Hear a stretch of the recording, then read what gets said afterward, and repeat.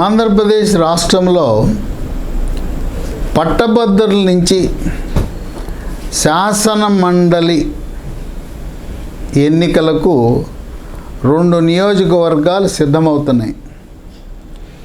కృష్ణా, గుంటూరు 2 జిల్లాల్లో అదొక నియోజకవర్గం, పట్టభద్రుల నియోజకవర్గం. తూర్పు, పశ్చిమ గోదావరి 2 జిల్లాలు ఒక నియోజకవర్గం. ఈ 2 నియోజకవర్గాలకి విశేషం ఏంటంటే, పట్టభద్రుల నియోజకవర్గంలో ఓటర్ల జాబితా ఎన్నిక అవగానే రద్దయిపోతుంది. ఎప్పటికప్పుడు మనం కొత్తగా నమోదు చేసుకోవాలి. సాధారణ ఎన్నికల జాబితాలాగా మన ఓటర్ల జాబితాలో ఓటు ఉండదు. అందువల్ల ఇప్పుడు పట్టభద్రులు కృష్ణా, గుంటూరు, ఉభయ గోదావరి జిల్లాలో ఉండే పట్టభద్రులు అందరూ కూడా విధిగా ఓటు నమోదు చేయించుకోవాలి. ఓటుని ఆన్లైన్లో నమోదు చేయించుకోవచ్చు, లేదు భౌతికంగా మనం తహసీల్దార్ కార్యాలయానికి వెళ్ళి దరఖాస్తు ఇవ్వాలి. అయితే స్థానికతను నిరూపించే ఆధార్ కార్డు లేదు ఓటర్ కార్డు ఉండాలి. అట్లాగే డిగ్రీ, ఏ డిగ్రీ చదివినా పర్వాలేదు, భారతదేశంలో ఏదో ఒక యూనివర్సిటీ నుంచి డిగ్రీ ఉండాలి. జిరాక్స్ కాపీ చెల్లదు, అక్కడ ఒరిజినల్ సర్టిఫికేట్ చూపించవలసిన అవసరం ఉంటుంది. ఈ ఎన్నికలు మార్చిలో జరగబోతూ ఉన్నాయి కనుక ఈ 4 జిల్లాలలో ఉండే పట్టభద్రులు మీరు ఎక్కడ ఉద్యోగం చేసుకుంటున్నా మీకు ఓటు వెయ్యాలంటే ఇప్పుడు మళ్ళీ ఓటు నమోదు చేసుకోవాల్సిన అవసరం ఉంది. ఈ 2 నియోజకవర్గాల్లో కూడా అంచనా ప్రకారం దాదాపు 4 లక్షల మంది పట్టభద్రులు ఉంటారు. ఈ కృష్ణా, గుంటూరు పట్టభద్రుల నియోజకవర్గంలో ఇక్కడ తెలుగుదేశం పార్టీ నుంచి తీవ్రమైన పోటీ ఎదురవుతూ ఉంది. దీన్ని కమ్మ సామాజిక వర్గానికి దాదాపుగా ఇచ్చే విధంగా తెలుగుదేశం, జనసేన, బీజేపీ హైకమాండ్ ఆలోచన చేస్తూ ఉంది. దీంట్లో ఈ రేసులో అభ్యర్థిగా మొదటి స్థానంలో ఆలపాటి రాజేందర్ ప్రసాద్. ఈయన అడ్వకేటు, గత 40 సంవత్సరాలుగా తెలుగుదేశం పార్టీలో కృషి చేస్తున్నాడు. ఆయన మొన్న నాదెళ్ల మనోహర్కి సీట్ ఇవ్వటం కోసం ఆయన తెనాలి సీటుని త్యాగం చేసి త్యాగరాజై ఇప్పుడు ఏ పదవి లేకుండా ఉన్నాడు. ఆయన మంత్రిగా కూడా చాలా సమర్థవంతంగా సాంకేతిక విద్యాశాఖ మంత్రిగా కూడా పనిచేశాడు. ఆలపాటి రాజేంద్ర ప్రసాద్ కలిసి వచ్చే అంశం ఏంటంటే, ఆయన ఎన్ఆర్ఐ విద్యా సంస్థలు నిర్వహిస్తున్నాడు. ఆయనకి విద్యార్థులు, అధ్యాపకులు, సమాజంలో తల్లిదండ్రుల మద్దతు ఉండటం వల్ల ఈ పట్టభద్రుల ఎన్నికల్లో పోటీ చేసి గెలవాలంటే విద్యా సంస్థల అధిపతులకు అవకాశం మెండుగా ఉంటుంది. అది గమనించిన చంద్రబాబు నాయుడు ఎప్పుడు కూడా విద్యా సంస్థ అధిపతులకే ఆయన ఈ శాసన మండలి పట్టభద్రులు కానీ టీచర్ల సీట్లు కానీ కేటాయిస్తూ వచ్చారు. ఇప్పుడు దాదాపు ఆలపాటి రాజేంద్ర ప్రసాద్కి సీటు ఖరారే. ఆయన దానికి కావలసిన హోంవర్కు, పట్టభద్రుల వీళ్ళని ఓటర్ల నమోదు కార్యక్రమాన్ని తన విద్యా సంస్థల ద్వారా ప్రారంభించి వేగంగా ముందుకు సాగుతున్నారు. ఇక మిగతా ఆశావహులు దేవినేని ఉమామహేశ్వరరావు మాజీ మంత్రి, తాళ్ల వెంకటేష్ యాదవ్ గుంటూరు, పోతినేని శ్రీనివాస్, మన్నవ మోహన్ కృష్ణ, దాసరి రాజా మాస్టర్. దాసరి రాజా మాస్టర్ ఎప్పటి నుంచో ఈ నియోజకవర్గం నుంచి పోటీ చేయాలని ఆయన ప్రయత్నిస్తున్నారు. ఎప్పటికప్పుడు చంద్రబాబు నాయుడు రాజా మాస్టర్ మీరు ఆగండి, మీకు నామినేటెడ్ పదవి ఇస్తామని చెప్పి ఆయనకి రాష్ట్ర గ్రంథాలయ సంస్థ చైర్మన్గా కూడా అవకాశం ఇచ్చారు. ఈ కృష్ణా గుంటూరు నియోజకవర్గాలు పట్టభద్రుల నియోజకవర్గాలను గతం మనం పరిశీలిస్తే 2013లో కృష్ణవేణి విద్యా సంస్థల అధినేత చిగురుపాటి వరప్రసాద్ పట్టభద్రుల నియోజకవర్గం నుంచి ఘన విజయాన్ని సాధించారు. ఆయన 2019లో తెలుగుదేశం పార్టీ ఎవరు అభ్యర్థి అనే నిర్ణయం తీసుకోవడంలో చాలా జాప్యం చేసింది. ఆ జాప్యమే ఓటమికి కారణమైంది. 2019లో చిగురుపాటి వరప్రసాద్ని 1 సంవత్సరం ముందు ప్రకటించున్నట్లయితే మళ్ళీ ఆయనే తెలుగుదేశం పార్టీ తరఫున చిగురుపాటి వరప్రసాద్ గెలిచేవాళ్ళు. ఇంకా ఎన్నికల ముందు అతి తక్కువ సమయంలో ఆయన అభ్యర్థిగా ప్రకటించడం వల్ల ఓటమి చవి చూడవలసిన అవసరం ఏర్పడింది. అప్పుడు 2019 ఎన్నికల్లో అధ్యాపకుడుగా ఉన్న గుంటూరు హిందూ కాలేజీలో పాలిటిక్స్ ప్రొఫెసర్గా ఉన్న లక్ష్మణ్ రావు మాస్టర్ ఆయన విజయం సాధించడం జరిగింది. ప్రస్తుతం పట్టభద్రుల నియోజకవర్గం నుంచి లక్ష్మణ్ రావు ప్రాతినిధ్యం వహిస్తున్నారు. ఆయన పదవీ కాలం మార్చి 25తో ముగుస్తుంది.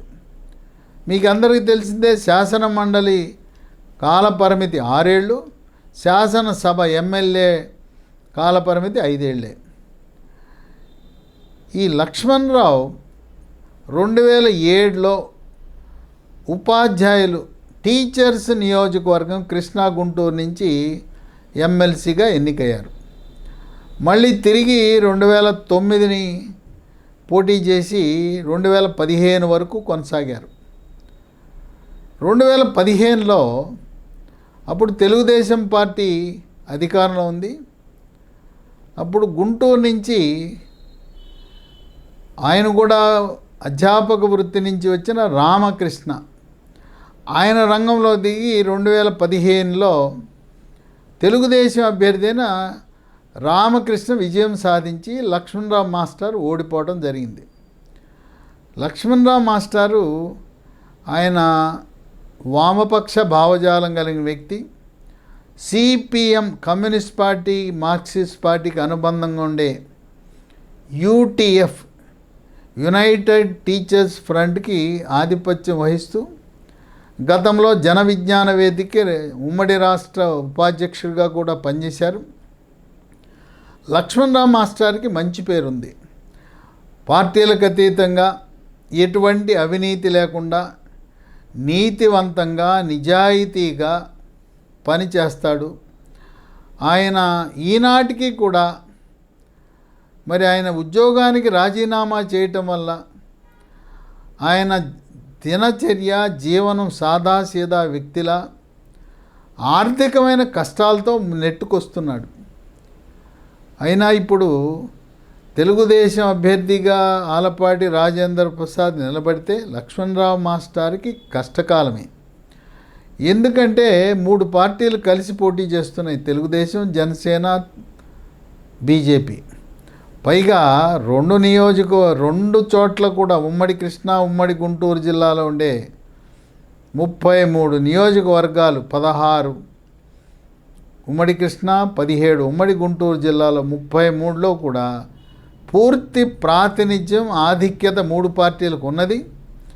ఇప్పుడు ఎమ్మెల్యేల బాధ్యత ఉంది. వాళ్ళ నియోజకవర్గ పరిధిలో గ్రాడ్యుయేట్ ఓటర్లను నమోదు చేయించడం, వాళ్ళను పోలింగ్ చేయించడం వాళ్ళు చేయవలసిన బాధ్యత కనుక అలాంటి నెట్వర్కు, అలాంటి మానవ వనరులు, అలాంటి వసతి లక్ష్మణరావు మాస్టర్కి లేదు.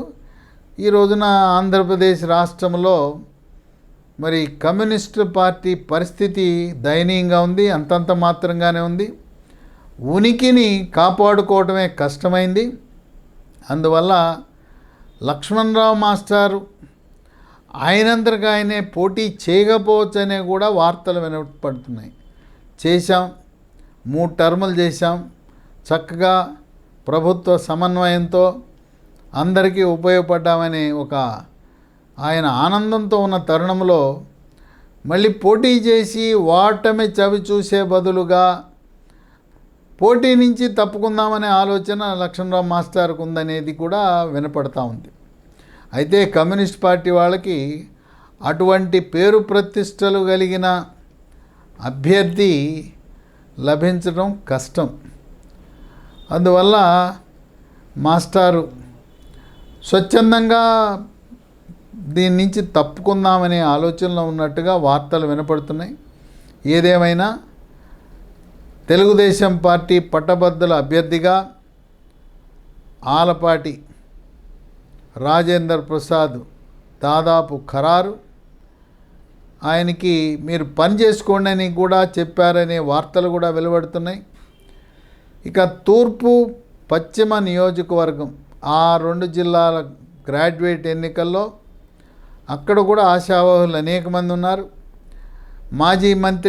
మాజీ ఎక్సైజ్ శాఖ మంత్రి కేఎస్ జవహర్, ఆయన దళిత సామాజిక వర్గానికి చెందిన వ్యక్తి. ఇక బొడ్డు వెంకటరమణ, ఆయన శాసనసభ్యుడు కావాలనుకున్నాడు, కొన్ని కారణాల వల్ల త్యాగరాజు కావాల్సి వచ్చింది. మెట్ల రమణబాబు, మెట్ల సత్యనారాయణ కుమారుడు, డాక్టర్ మెట్ల సత్యనారాయణ, ఆయన మాజీ వైద్య ఆరోగ్య శాఖ మంత్రి కుమారుడు అమలాపురం. పేరాబత్తుల రాజశేఖర్, వాసంశెట్టి సత్య, వీళ్ళందరూ కూడా వాళ్ళ ప్రయత్నాలు వాళ్ళు చేసుకుంటున్నారు. అయితే ఉమ్మడి గోదావరి జిల్లాల్లో అక్కడ కాపు సామాజిక వర్గం కానీ క్షత్రియ సామాజిక వర్గం కానీ గెలుపు అవకాశాలు ఉంటాయి. గుంటూరు, కృష్ణా దాదాపుగా కమ్మ సామాజిక వర్గానికి కేటాయిస్తున్నారు కనుక ఉమ్మడి గోదావరి జిల్లాల్లో కాపు సామాజిక వర్గానికి అవకాశం లభించే పరిస్థితి ఉంది. ఒకవేళ జనసేన పార్టీ తరఫున పవన్ కళ్యాణ్ మాకు కావాలని ఆశిస్తే ఉభయ గోదావరి జిల్లాల్లో జనసేన అభ్యర్థి రంగంలోకి దిగిన ఆశ్చర్యపడవలసిన అవసరం లేదు. కనుక ఈ 2 పట్టభద్రుల ఎన్నికల్లో కూటమి జనసేన, తెలుగుదేశం, బీజేపీ పార్టీ ఘన విజయాన్ని సాధించబోతా ఉంది.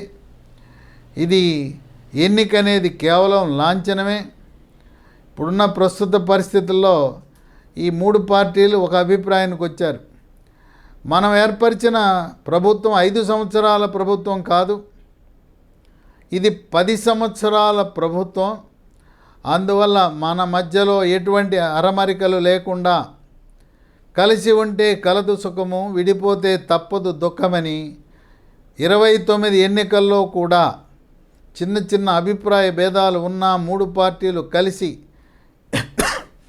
ఇదే విధంగా ముందుకు సాగాలనే దృక్పథంతో అన్ని విధాలా కూడా కలిసికట్టుగా 10 సంవత్సరాల పాటు కూటమి ప్రభుత్వం మనుగడ సాగించి ఆంధ్రప్రదేశ్ రాష్ట్రాన్ని అభివృద్ధిలో అక్షర క్రమమే కాకుండా అభివృద్ధిలో కూడా దేశంలోనే ముందంజలో ఉంచాలనే కృతనిశ్చయంతో 3 పార్టీలు ముందుకు సాగటం విశేషము.